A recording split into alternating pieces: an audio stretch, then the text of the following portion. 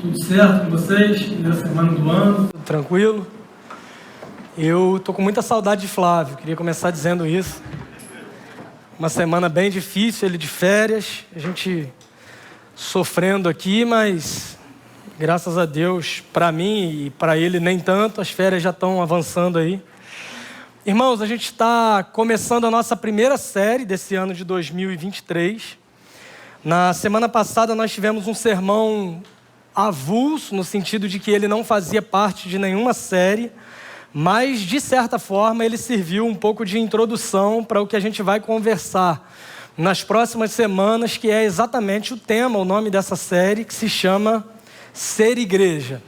O que é ser uma igreja de fato? Pode ser que você tenha se acostumado com o termo, ou ouvido por várias vezes o termo igreja, e as suas aplicações, e talvez você não pare para refletir no significado disso. Portanto, a nossa ideia é trabalhar nas próximas semanas a partir de alguns verbos que estão relacionados com o sentido do que é ser igreja. Pensando em ser igreja, tem um livro chamado Igreja Essencial, daqueles livros que você vai lendo e vai perturbando a tua mente, sabe? Que vai te fazendo repensar muita coisa, ter algumas crises sobre muita coisa que você traz consigo como se fosse um fator determinante há muito tempo, e de repente você vai vendo aquelas ideias meio que se organizando novamente na tua cabeça. E nesse livro há uma definição muito interessante. Ele é escrito pelo Colin Hansen e também Jonathan Leeman. E ele traz uma definição muito interessante sobre o que é igreja. Eu queria dividir com vocês. Obrigado, Fabrício. Pode deixar que eu me... Obrigado. Agora é torcer para o microfone que está aqui não cair na caneca. Vai dar certo, orem por isso. A definição que ele traz nesse livro, que eu acho bem interessante, ele diz... Eu vou pedir só para alguém ver se consegue acender uma luz aqui, que eu estou um pouco cego. A definição que ele traz é a seguinte: a igreja é um grupo de cristãos que se reúne como uma embaixada terrena do reino celestial de Cristo para proclamar, as boas novas e os mandamentos de Cristo, o Rei, para afirmar uns aos outros como seus cidadãos por meio das ordenanças e para evidenciar o amor e a santidade de Deus por meio de um povo unificado e diverso em todo o mundo, seguindo o ensino e o exemplo dos presbíteros. Na verdade, essa definição serve também como uma espécie de índice para esse livro, porque em cada capítulo desse livro ele vai tratar de uma parte dessa definição. Somente nessa definição nós falamos sobre o fato da igreja ser as pessoas. Nessa definição nós falamos sobre o aspecto da reunião regular comunitária do povo de Deus, da representação da igreja como uma embaixada do reino de Deus, da responsabilidade de proclamar o evangelho, do cuidado uns com os outros, da responsabilidade de servirmos uns aos outros, da liderança plural, que é uma realidade por todo o Novo Testamento, e tantas outras coisas. A proposta dessa nossa série é lidar com esse mesmo tema a partir de alguns verbos que caracterizam o que é de fato ser igreja. Essa série também é inspirada num livro chamado Love Your Church, do Tony Merida. E hoje eu queria falar com você sobre o primeiro desses verbos, que é o verbo testemunhar. Para isso eu convido você a abrir a sua Bíblia em Atos capítulo 1, no verso 8. O que isso significa para nós, quais as implicações disso. Quem nos convida a testemunharmos sobre Cristo. O testemunhar tem a ver com vir aqui na frente, contar uma experiência. O testemunhar tem mais a ver com uma vida que honre a Cristo. A gente vai procurar olhar para o texto bíblico de Atos, capítulo 1, verso 8. E a gente vai refletir um pouco sobre o que esse texto significa e como ele se aplica a nós, a nossa realidade hoje. Atos 1, 8. Um dos textos que eu mais gosto nas Escrituras é esse versículo especialmente. O texto vai ser projetado na Nova Versão Internacional, a versão que eu leio, a NVI, mas se você puder manter a sua Bíblia aberta, a gente vai caminhando por alguns versos desse mesmo trecho, à medida que a gente for falando. Atos capítulo 1, verso 8, o texto diz o seguinte: mas receberão poder quando o Espírito Santo descer sobre vocês, e serão minhas testemunhas em Jerusalém, em toda a Judéia e Samaria e até os confins da terra. Receberão poder quando o Espírito Santo descer sobre vocês e serão minhas testemunhas em Jerusalém, em toda a Judéia e Samaria e até os confins da terra. Vamos orar? Senhor, obrigado pela Tua palavra lida. A nossa oração é que ela faça sentido na nossa realidade e na nossa vida. A gente pede ao Senhor que por meio do Teu Espírito Santo nos capacite, nos ilumine para que a gente compreenda as verdades contidas nesse texto e que a gente tenha essa capacidade dada pelo Senhor também para aplicar essas verdades na nossa vida, no nosso proceder, a fim de que a gente viva uma vida como testemunhas do Senhor, de fato, uma vida que honre o Senhor acima de todas as coisas. É a oração que nós fazemos no nome de Jesus. Amém. Essa série começa hoje, dia 8 de janeiro. Não sei se você percebeu, mas nós lemos Atos 1:8. E hoje nós estamos no mês 1, no dia 8. O que isso tem a ver com a pregação? Absolutamente nada, mas eu precisava dizer isso. Esse livro, ele fala do início da igreja cristã. O livro de Atos é bem interessante, que é um relato histórico, logo após tudo o que Jesus viveu, a sua vida, a sua morte, a sua ressurreição. Começa essa jornada, então Atos, ele fala do início da igreja cristã. Ele é uma espécie de continuação dos evangelhos, especialmente do Evangelho de Lucas. É o mesmo autor, o doutor Lucas, que era médico.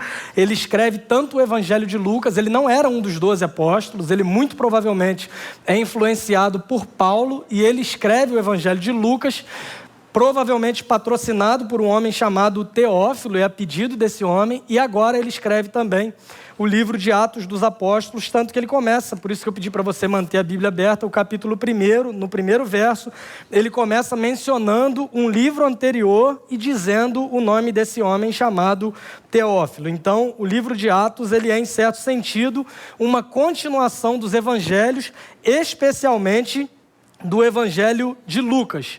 Outra coisa, o livro de Atos, ele é, em certo sentido também, uma continuação do ministério de Jesus. Logo após mencionar um livro anterior, ele vai dizer para Teófilo que no seu livro anterior ele escreveu a respeito de tudo que Jesus começou a fazer e a ensinar, até o dia em que ele foi elevado aos céus, depois de ter dado instruções por meio do Espírito Santo aos apóstolos, e ele fala do sofrimento de Jesus. Então, o livro de Atos, ele é uma continuação do Evangelho, ele é uma continuação do ministério de Jesus, e ele é uma continuação também do povo de Deus. A gente percebe isso especialmente nesse texto que nós lemos hoje. Mas é muito possível, e isso acontece muito quando a gente para ler a Bíblia, que você leia um texto como esse e pense assim, legal, interessante.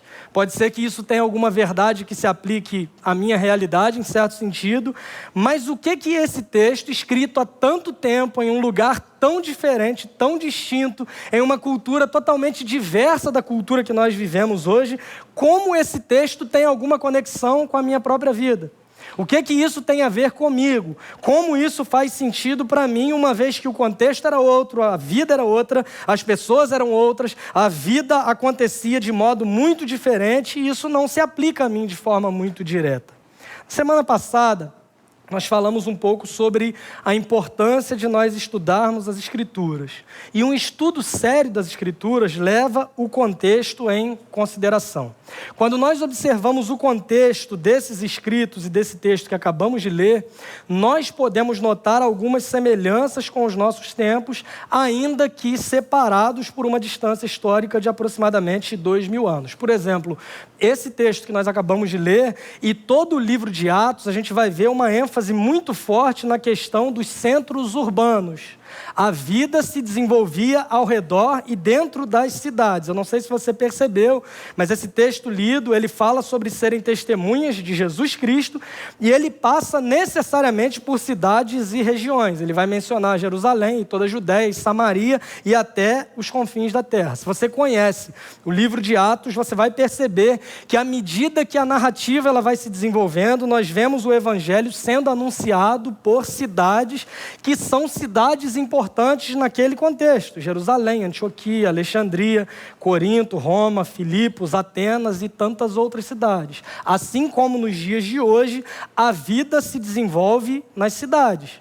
com os seus desafios, com os seus pecados, com as suas características gerais, com a sua cultura. A gente consegue perceber essa similaridade entre o texto de Atos e os dias que nós vivemos. Além dessa questão, dessa ênfase nos contextos urbanos, outro ponto que era muito comum no livro de Atos é a questão da pluralidade de ideias, algo que é muito presente naquele contexto e também hoje.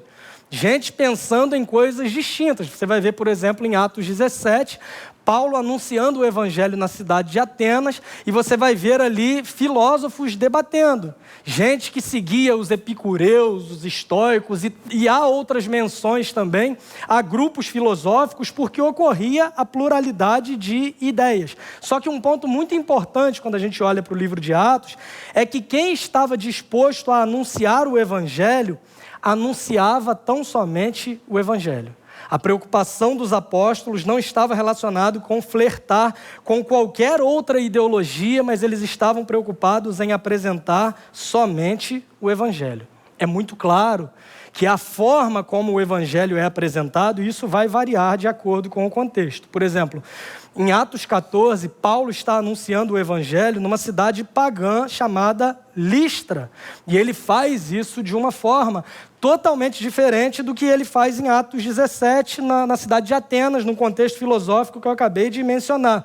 Isso não significa que ele abriu mão de pregar o evangelho, isso não significa que ele adaptou a mensagem do evangelho para que ela se tornasse mais agradável aos ouvintes, mas isso significa que ele adapta a forma a fim de que os seus ouvintes consigam compreender essa mensagem que ele estava anunciando.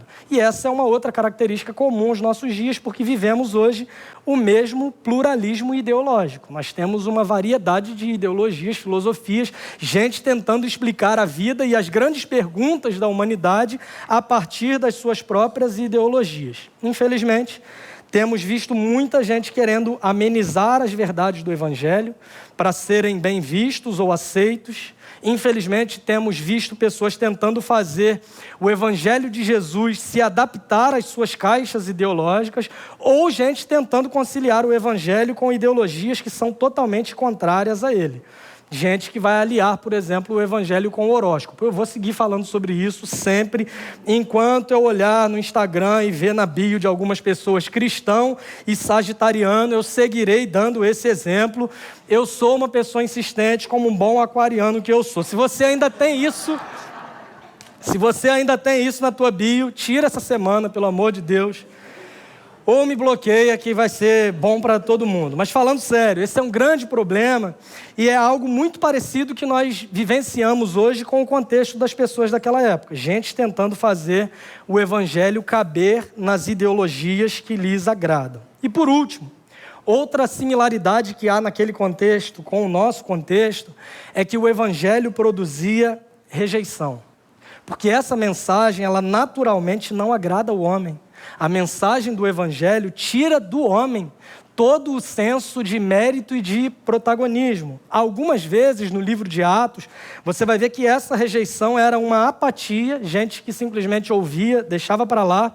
Outras vezes era uma oposição total que levava até mesmo à perseguição física e à morte. Paulo, você vai ver ele sendo apedrejado, por exemplo, sofrendo, tomando chibatadas, indo para a cadeia.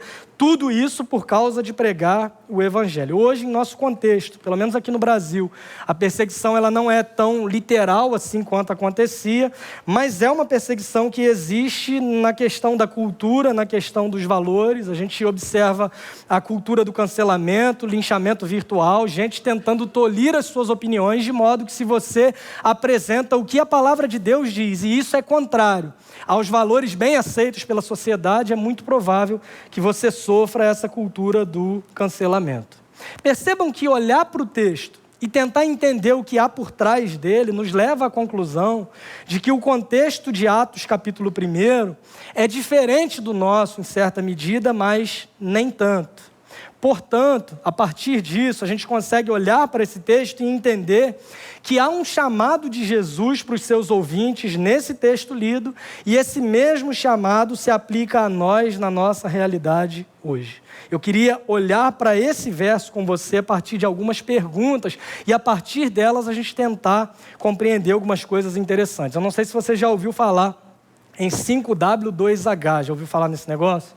É provável que já tenha ouvido que é uma espécie de roteiro para a elaboração de projetos fazendo algumas perguntas, que são onde, quando, o que, quem, porquê, como e quanto custa. Entenderam? Depois eu te passo com calma se você não entendeu, mas recebe esse nome por causa das iniciais em inglês para essas perguntas. Aqui a gente percebe algumas perguntas que nos ajudam a compreender a importância e as implicações desse texto, de sermos testemunhas, mas como nós falamos português, a gente vai seguir usando as perguntas mesmo, ao invés de usar todas essas siglas. A primeira delas é o seguinte: o que é que vai acontecer? Olhando para esse texto, qual é a promessa que há nesse texto? O que é que está de forma muito clara, de forma muito explícita nesse texto para os seus ouvintes e para nós também, os seus leitores? Jesus está dizendo para os seus ouvintes o seguinte: vocês receberão poder. Então, a primeira pergunta, que é o que vai acontecer, é respondida com essa frase: receberão poder. E mais uma vez é fundamental que a gente olhe para o contexto,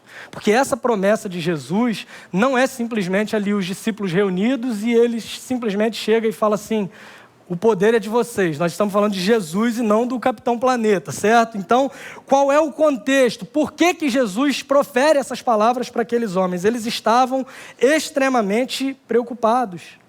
Eles haviam andado com Jesus por 3 anos. Eles haviam experimentado o ministério de Jesus, o que ele havia feito, e de repente esse Jesus, que era a representação da esperança para esses homens, que tinha andado com eles, esse Jesus tinha morrido, tinha ressuscitado e tinha dito para eles o seguinte: eu estou indo para o céu, vocês vão ficar aqui, e agora eles não sabem como vão lidar com isso, porque antes de subir, Jesus tinha dado uma ordem a eles, dizendo: fiquem em Jerusalém, até que vocês recebam poder do alto. E até então uma ordem tranquila de cumprir. Mas como que é esse receber poder do alto? Que história é essa? Eles não haviam experimentado isso ainda e Jesus está agora reafirmando, dizendo: vocês receberão poder quando descer sobre vocês o Espírito Santo, e vocês serão minhas testemunhas tanto em Jerusalém como em toda a Judeia e Samaria e até os confins da terra. Só que isso traz dúvida para esses homens. Olhe comigo, por exemplo, no verso 6. Os que estavam reunidos lhe perguntaram: Senhor, é nesse tempo que vais restaurar o reino a Israel? Ao que Jesus responde: não compete a vocês saber os tempos ou as datas que o Pai estabeleceu pela sua própria autoridade, mas receberão poder ao descer sobre vocês o Espírito Santo. A expectativa que esses homens tinham sobre Jesus antes mesmo dele nascer eram expectativas relacionadas à esfera política. Eles aguardavam um libertador do império. Eles aguardavam um líder político que tiraria o povo de Deus debaixo do jugo da opressão do Império Romano. As expectativas que eles tinham não eram acerca de um salvador no contexto espiritual, mas eles esperavam que viesse um líder político. E é muito interessante que Jesus passa 33 anos aqui, vivendo como um de nós, sendo os 3 últimos anos desenvolvendo o seu ministério com esses homens. E agora, ao fim de tudo isso, eles ainda seguem com as suas expectativas políticas. Esse poder que a gente vai receber tem a ver com a restauração do reino. Esse poder que a gente vai receber aí tem a ver com receber alguma investidura do poder público. Esse poder que a gente vai receber tem a ver com nós dominarmos o nosso território e passarmos a mandar por aqui, uma vez que a gente está sofrendo com o jugo do Império Romano, que está pesado em cima da gente. É isso que vai acontecer. E Jesus, de forma muito educada, diz assim: não compete a vocês saber sobre isso, mas o que eu quero que vocês saibam é que vocês receberão poder ao descer sobre vocês o Espírito Santo. Uma outra pergunta que surge é a seguinte: quem? Quem vai receber poder? Com quem Jesus está falando? Com os apóstolos escolhidos por ele. E a gente vai voltando. Ele vai falar isso no versículo 8. No verso 6, por exemplo, vai dizer: Os que estavam reunidos lhe perguntaram. Quando a gente olha para o verso 3, por exemplo, a gente vai ler que depois do seu sofrimento, Jesus apresentou-se a eles, deu-lhes muitas provas indiscutíveis de que estava vivo. E no verso número 2, a gente vai ver de forma muito direta Jesus dizendo, depois de ter dado instruções, por meio do Espírito Santo, aos apóstolos que havia escolhido. Jesus está falando, então, com os apóstolos escolhidos por ele. Então, ele está dizendo para os apóstolos o quê? Que eles vão receber poder. Quando que eles vão receber poder? E aí é mais uma pergunta que é respondida nesse verso, quando ele diz, ao descer sobre vocês o Espírito Santo.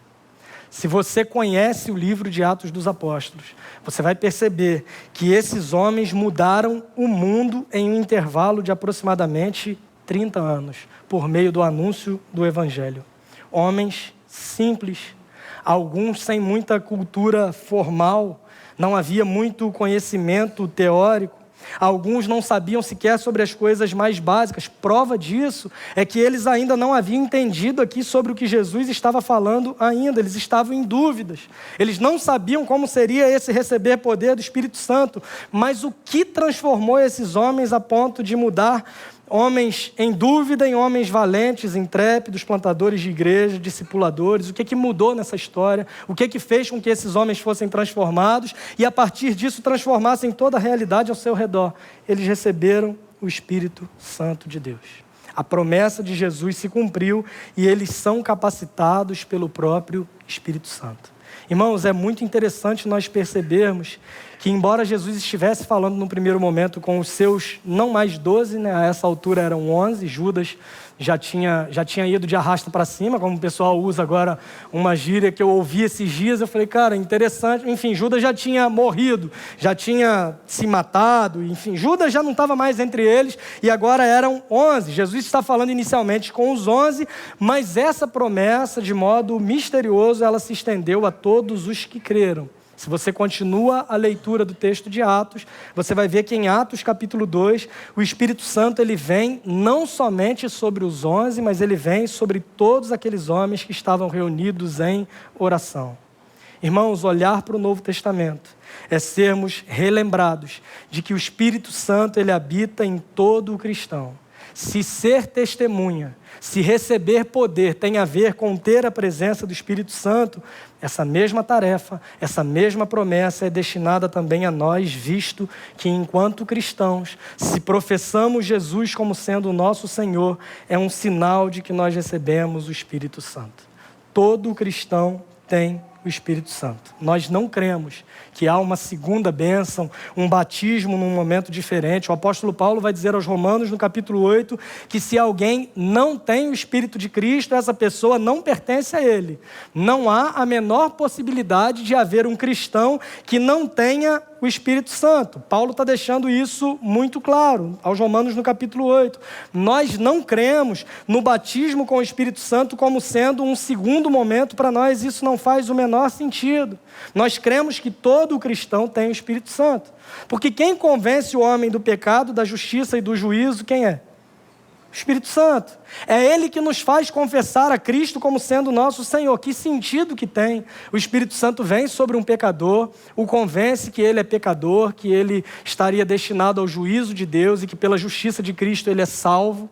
O Espírito Santo faz esse homem confessar a Cristo como Senhor e de repente quando esse homem é salvo, o Espírito Santo fala, agora eu vou dar uma saída aqui e o dia que você for para o monte, fizer uma campanha, 7 semanas, orar de joelho em cima do milho, começar a embolar a língua para falar uns negócios que ninguém... Aí eu vou voltar, porque afinal de contas eu vou te batizar. Irmãos, isso não faz o menor sentido para nós. Essa ideia ela é totalmente distorcida. Teve uma vez que eu preguei numa igreja que eu fazia parte e uma pessoa veio no final, até hoje eu não sei se ela veio me elogiar ou fazer o contrário, mas ela disse assim, olha, eu gosto muito da sua pregação, a única coisa que te falta é o Espírito Santo. Aí quase que eu falei assim, obrigado. Não sei se eu agradecia, se eu discutia com ele.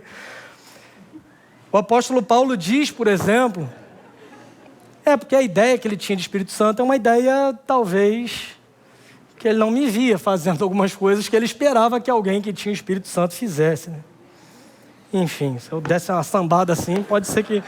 O apóstolo Paulo, quando escreve aos Coríntios, por exemplo, ele diz para esses irmãos, e Corinto era uma cidade que tinha uma igreja extremamente complicada. Inclusive esse rapaz está desviado hoje, orem por ele, quando vocês lembrarem dele.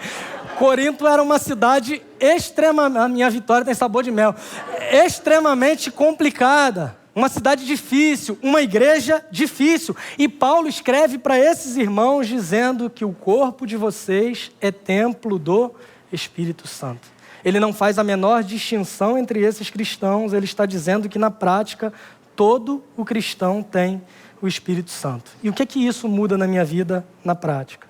Se todo cristão tem o Espírito Santo, qualquer cristão recebeu a mesma responsabilidade que esses homens receberam. E mais uma pergunta nos salta aos olhos, que é a pergunta: para quê? Para que eu tenho o Espírito Santo?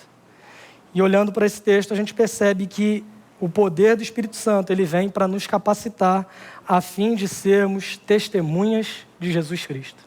O profeta Isaías, no capítulo 61, ele tem um escrito muito interessante, que é inclusive a forma como Jesus inicia o seu ministério. Quando ele chega na sinagoga, ele pega o rolo do profeta Isaías e ele lê o que está escrito nesse capítulo, quando ele diz o seguinte: porque o Espírito do Senhor Deus está sobre mim, porque o Senhor me ungiu para pregar boas novas aos quebrantados, proclamar libertação aos cativos, proclamar liberdade aos algemados, aos oprimidos, anunciar o ano aceitável do Senhor e o dia da justiça do nosso Deus. O Espírito Santo nos unge, o Espírito Santo nos capacita para pregarmos as boas novas. Jesus está dizendo que o Espírito Santo virá sobre eles para que eles se tornem testemunhas. É Jesus que está dizendo isso, e é exatamente isso que nós vemos acontecendo por todo o livro de Atos dos Apóstolos. Eu falei aqui algumas vezes que boa parte da minha vida eu acreditei que Atos era o nome de uma pessoa, porque eu tinha um vizinho que se chamava Atos, mas Atos é as atitudes ali dos apóstolos. A gente percebe a partir do capítulo 8, por exemplo, que não somente esses apóstolos, mas todos aqueles que receberam o Espírito Santo, aqueles missionários, entre aspas, amadores, estavam anunciando o Evangelho. Os homens que foram expulsos de Jerusalém como resultado da perseguição que se seguiu à morte de Estevão, por exemplo, foram esses homens e não os apóstolos que percorreram e viajaram ao longo da planície costeira até uma cidade chamada Fenícia. Foram esses homens que foram pelo mar até Chipre. Foram esses homens que caminharam para o norte, em direção ao norte, até chegarem numa cidade chamada Antioquia. Eles eram testemunhas de Jesus. Eles anunciavam o Evangelho tanto quanto qualquer apóstolo. Esses homens que primeiro pregaram o Evangelho aos gregos, que não tinham nenhuma ligação com o judaísmo. Esses homens que plantaram uma igreja na cidade de Antioquia, que se torna talvez a igreja mais saudável de todo o Novo Testamento, no lugar onde eles foram chamados pela primeira vez cristãos, por exemplo. Em Atos capítulo 16, nós vemos Paulo, que não era do grupo desses 11 homens, mas está plantando uma igreja na cidade de Filipos, a primeira igreja cristã plantada na Europa. O que está acontecendo? Por meio de homens comuns, a promessa de Jesus está sendo cumprida e o Evangelho está alcançando os confins da terra. Eles foram dispersos de sua base em Jerusalém. A promessa de Jesus, a instrução de Jesus era: fiquem em Jerusalém, até que do alto vocês recebam poder. Vocês receberão poder ao descer o Espírito Santo, e então vocês serão minhas testemunhas por todos esses lugares. O que aconteceu? Eles receberam poder, eles continuaram em Jerusalém porque estava cômodo, tranquilo, favorável. Eles continuaram lá em Jerusalém, eles não se moveram para isso, e Deus usa então uma perseguição, e esses cristãos agora são dispersos, mas estão obedecendo a ordem e cumprindo aquilo que Jesus havia dito, de que o Evangelho alcançaria até mesmo os confins da terra. Eles foram dispersos da sua base, do lugar cômodo, do seu lugar onde estava tudo tranquilo, e eles foram por toda parte espalhando essas boas notícias que trouxeram alegria, liberdade e uma nova vida para eles. E é muito interessante perceber que por todo o livro de Atos, na maioria das vezes, o anúncio do Evangelho não se deu por meio de uma pregação formal, mas na maioria das vezes as pessoas apresentavam o Evangelho por meio de conversas informais com os seus amigos e os seus conhecidos. Você não precisa ter um chamado missionário para anunciar o Evangelho. Você não precisa ser investido de autoridade por alguma igreja ou instituição religiosa para anunciar o Evangelho. A única coisa que nós necessitamos para sermos testemunhas testemunhas dessa mensagem de Jesus é recebermos o Espírito Santo. E se nós professamos Cristo como Senhor, nós recebemos exatamente a mesma autoridade que esses homens receberam. Esse é o mesmo chamado que se destina a nós, gente simples, gente comum, gente normal, mas gente cheia do Espírito Santo que te capacita a testemunhar sobre Cristo. Ter o Espírito Santo não é para te tornar uma pessoa esquisita. Ter o Espírito Santo é para te capacitar a ser uma testemunha de Jesus Cristo. O principal resultado de uma vida cheia do Espírito Santo é a capacidade e o desejo de testemunhar sobre Jesus, de pregar o Evangelho. Não é qualquer outra coisa. Não tem a ver com dons, com liturgias, com gritaria, com mover, com sapateado, com unção do riso, com imitar leão e cobra. Desculpa, Andrew e Mateus, que fizeram parte de uma igreja dessa já. Não é sobre isso. Não tem a ver com essas coisas. É fidelidade, irmãos, ao anunciar o Evangelho. O que faz da igreja uma instituição única é que somente a igreja é portadora dessa mensagem, que é loucura para uns, que é escândalo para outros, mas que na verdade é poder de Deus para a salvação de todo aquele que crê. O nosso chamado é para sermos testemunhas de Jesus Cristo, anunciando essa mensagem que transforma vidas e o faz ainda hoje. Outro ponto importante é perceber que esses homens iam até as últimas consequências por causa dessa mensagem. Os apóstolos foram martirizados, eles morreram por causa dessa mensagem. Aliás, a raiz grega da palavra traduzida por testemunhas aqui é a mesma raiz da palavra mártir, martírio. Alguém que morre, se preciso, por uma causa. E é esse nível de seriedade que é exigido de alguém que se propõe a ser uma testemunha de Jesus. Amar mais essa mensagem do que a sua própria vida. É para isso, irmãos, que nós somos chamados. E será que a gente entende isso como sendo uma prioridade de fato para nós? Ou só enquanto é cômodo, só enquanto é tranquilo, só enquanto não me atinge, só enquanto eu consigo permanecer na minha zona de conforto, que eu tenho compromisso. O meu compromisso, na verdade, tem muito mais a ver com o meu bem-estar do que com o compromisso de obedecer a Jesus. Nós somos chamados para sermos testemunhas, para irmos até a morte, se for preciso. E o texto continua, e agora mais uma pergunta pode ser que surja, que é: onde? Jesus vai dizer para eles: receberão poder ao descer sobre vocês o Espírito Santo e serão minhas testemunhas. E ele responde agora o onde: tanto em Jerusalém como em toda a Judéia e Samaria e até os confins da terra. Há uma progressão aqui muito interessante, e no livro de Atos você percebe essa progressão também acontecendo. Eles estavam em Jerusalém, que ficava na Judéia. Jesus começa dizendo em Jerusalém, depois em toda a Judéia, Samaria era um local mal visto por eles. Os samaritanos não eram bem quistos pelos judeus, eles se odiavam. Os samaritanos surgiram a partir do segundo cativeiro, que eram judeus misturados com pessoas de outras nacionalidades, de modo que os judeus consideravam os samaritanos impuros. E Jesus está dizendo para esses homens agora, judeus, que se consideravam talvez melhores do que os outros, os destinatários primeiros da grande promessa de Deus. Jesus está dizendo: eu estou chamando vocês para serem minhas testemunhas, mas esse chamado vai passar também por um lugar que vocês odeiam ou veem de forma muito equivocada. Irmãos, note que as aspirações desses homens a essa altura tinham a ver ainda com política. Quando Jesus falou que eles receberiam poder, a questão deles era a seguinte: nesse tempo o Senhor vai restaurar o reino de Israel. Jesus está dizendo, não tem a ver com restaurar o reino de Israel. Eu estou falando de algo muito maior, que alcança até mesmo aqueles que vocês desprezam e rejeitam. Eu estou falando de algo tão grande, que vai ainda mais longe, que é até inclusive aos confins da terra. A ideia é, a partir de onde estamos, chegar até os confins da terra, levando o Evangelho de Cristo, espalhando o reino de Deus, enchendo toda a terra com o conhecimento do Senhor. Nós precisamos entender, irmãos, que nós não temos como meta o que de modo muito equivocado tinham esses primeiros discípulos. Eles queriam restaurar o reino no sentido político. Eles queriam restringir o reino à nação de Israel, à etnia judaica. Eles queriam dominar um reino geográfico a partir de Jerusalém. E ainda hoje tem muita gente que não compreendeu que o nosso reino não é desse mundo. Tem muita gente que ainda não compreendeu que as nossas aspirações não devem ter a ver com isso, porque Deus não nos deu. Deus não deu para a igreja um alvo de restaurar políticas públicas cristianizando o mundo. Deus não deu para a igreja um alvo de criar uma raça pura, a raça cristã, como se fossem melhores do que todos os outros. Deus não deu para a igreja a tarefa de estabelecer um lugar geográfico como sendo nosso, e esse tem sido o erro de muitos evangélicos, confundindo o reino de Deus com os seus próprios projetos políticos e pessoais de poder. Irmãos, a forma com a qual a igreja é capaz de transformar uma sociedade não é levantando lideranças políticas e religiosas para chamar de sua, é sendo fiel na sua principal tarefa, que é fazer discípulos de todas as nações, anunciando o Evangelho, batizando-os em nome do Pai, do Filho e do Espírito Santo, ensinando-os a obedecer a todas as coisas que eu vos tenho ordenado.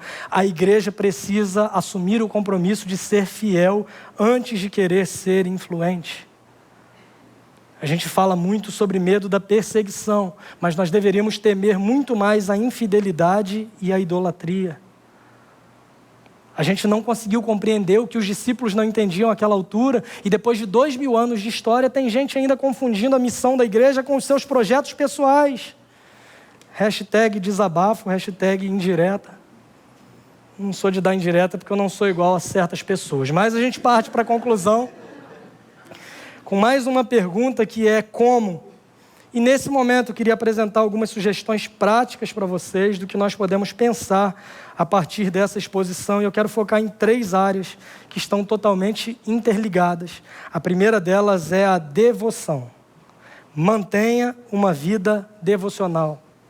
Ore, leia as Escrituras, faça isso com regularidade. Não é só quando você lembra, não é só quando você vem aqui, não é só quando você está com um problema e abre a Bíblia com aquele dedinho nervoso aleatório, sabe? O Senhor vai falar comigo e vai ser aqui. Aí você lê lá, Judas retirou-se para se enforcar. Aí você fala, não é. Aí você abre em outro lugar, tá lá, vai tu e faz o mesmo. Não faz isso não, gente, pelo amor de Deus. Mas tem gente que acha que Deus fala desses modos assim, sabe? Tinha até um meme um tempo atrás aí, que tem gente que confunde Bíblia com revista da Avon, que você abre quando vai fazer pedido só, e tem gente que trata desse modo. Ter uma vida devocional é ter uma vida com Deus de forma regular. Priorize isso na tua agenda. Toda a autoridade que nós necessitamos para testemunharmos sobre Jesus e anunciarmos o Evangelho vem do Espírito Santo. Priorize ter um relacionamento com Ele por meio da leitura das Escrituras, por meio da oração, por meio de jejum, de disciplinas espirituais, por meio da reunião pública e comunitária de crentes. Uma testemunha é alguém que fala do que viu ou ouviu. Você tem separado tempo para ouvir o Senhor? Você tem separado tempo para conhecê-lo por meio das Escrituras? Devoção deveria ser uma prioridade para todos nós enquanto cristãos. E aí nós vamos ao segundo ponto, ao segundo aspecto prático do como, que é missão.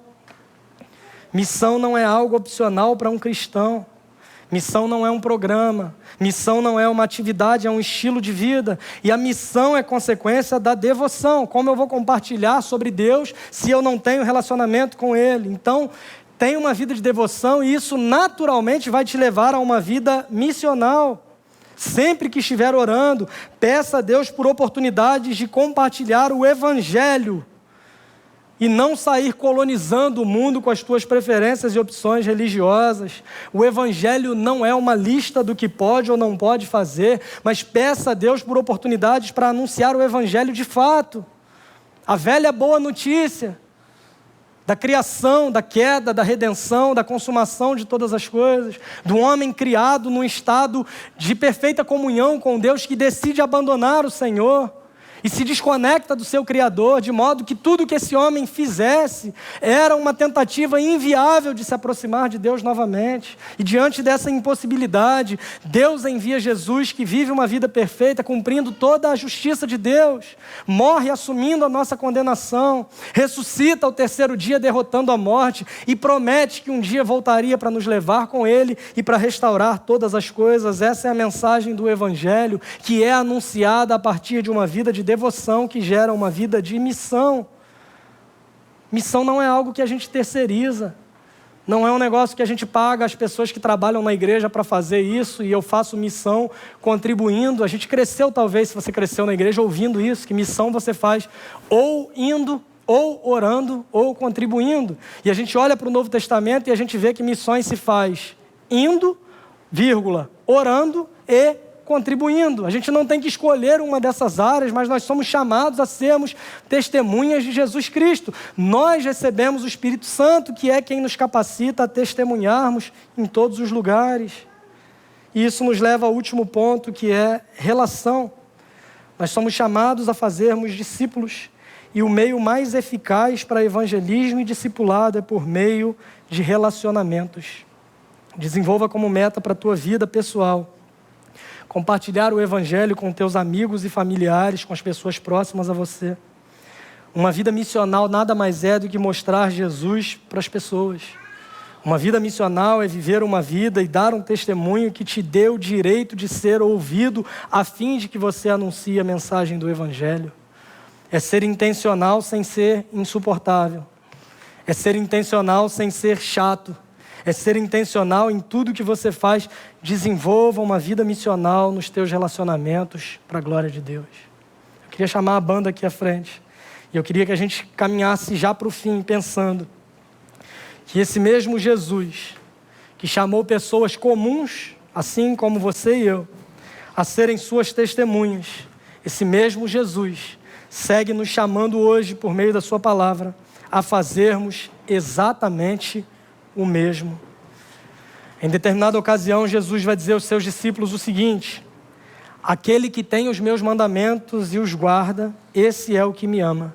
Se alguém me ama, esse alguém obedece aquilo que eu ordeno. A gente canta sobre isso. Nós cantamos que amamos o Senhor e faremos isso mais uma vez. Mas que isso faça sentido para você na prática, por meio de atitudes que demonstrem esse amor. Que o nosso amor a Deus não seja algo que simplesmente a gente professa como o povo lá do Antigo Testamento. Que o profeta vai repreender dizendo: o meu povo me honra com os lábios, mas o seu coração está distante de mim. Que os nossos lábios proclamem o que for verdade no nosso coração, que amamos o Senhor. E como nós demonstramos esse amor, se estamos dispostos a obedecê-lo. O que Ele nos chama a fazer, o que Ele nos ordena a fazer, ao recebermos o poder do Espírito Santo, que já recebemos, sermos suas testemunhas, tanto em Jerusalém, como em toda a Judeia, Samaria e até os confins da terra. Que Deus nos abençoe e que o Espírito Santo nos capacite para a glória do Senhor.